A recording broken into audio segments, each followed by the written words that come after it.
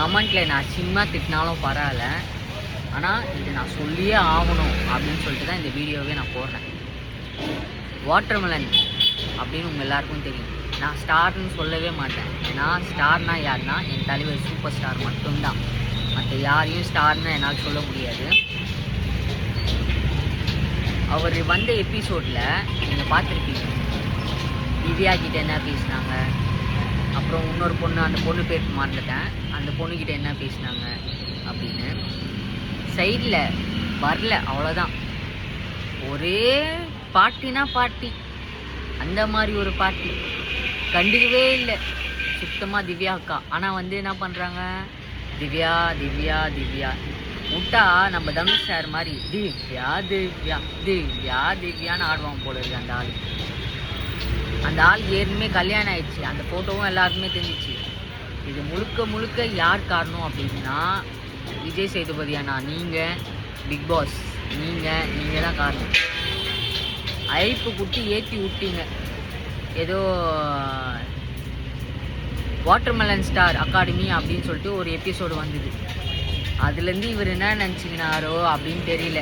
நான் பெரிய ஸ்டாரு, நான் வந்து ஒரு ஆக்டரு அப்படி இப்படின்னு நினச்சிக்கினாரா என்னன்னு தெரியல.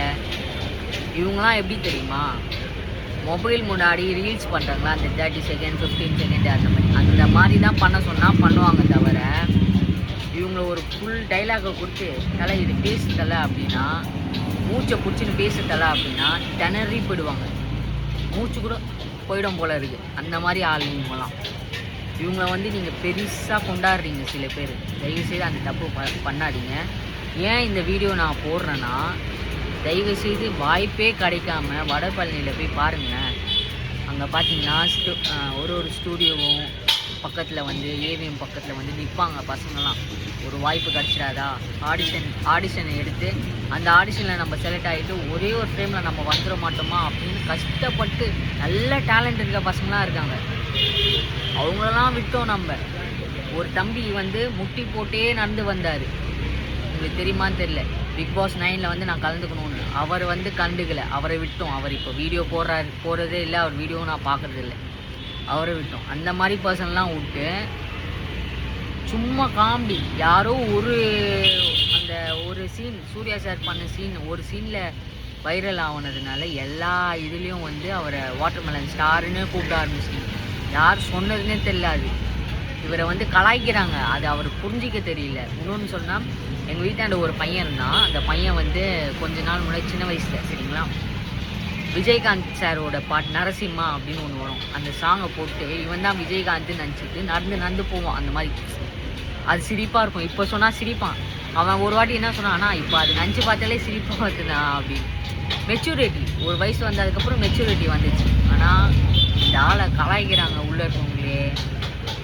ஒரு எபிசோடில் யோ அப்படின்னு சொன்னால் வேறு ஏதோ வாயில் போட்டுன்னு சொல்கிறான். அதெல்லாம் கலாய்க்கிறாங்க. அந்த ஆளுக்கே தெரியுதா இல்லை தெரியாத மாதிரி நடிக்கிறானான்னு தெரியல. ஒன்றும் எனக்கு புரியல. தயவுசெய்து இந்த மாதிரி ஆளுக்கு யாரும் சப்போர்ட் பண்ணாதீங்க சரிங்களா. அவர் வந்து உண்மையாலே நல்ல காமெடி வீடியோ பண்ணார் அப்படின்னா நானே லைக் போட்டு சப்போர்ட் பண்ணேன். அவர் தேவையில்லாத கண்டென்ட் போடுறாரு.